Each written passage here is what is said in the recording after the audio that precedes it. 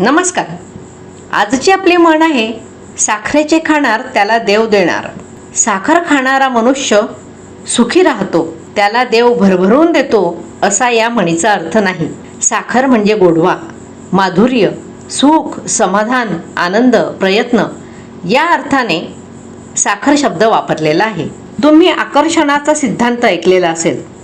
जी व्यक्ती कायम चांगल्या गोष्टींच्या शोधात असते, त्या मिळवण्याचा प्रयत्न करते, त्या गोष्टी तिला मिळतातच.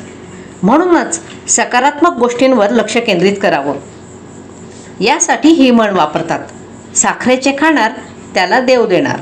या म्हणीचा अर्थ चांगल्या गोष्टी स्वीकारल्या तर कल्याण होते. दररोज एका नवीन म्हणीचा व्हिडिओ पाहण्यासाठी चॅनल सबस्क्राईब करा. तसेच नवीन म्हण सुचवा, म्हणजे लवकरच तो व्हिडिओ देखील मी तयार करेन. प्लेलिस्टमधून आतापर्यंतच्या म्हणींचे तसेच मराठी व्याकरणाचे व्हिडिओसुद्धा बघा, लाईक करा आणि आपल्या मित्रमैत्रिणींना अवश्य शेअर करा. धन्यवाद.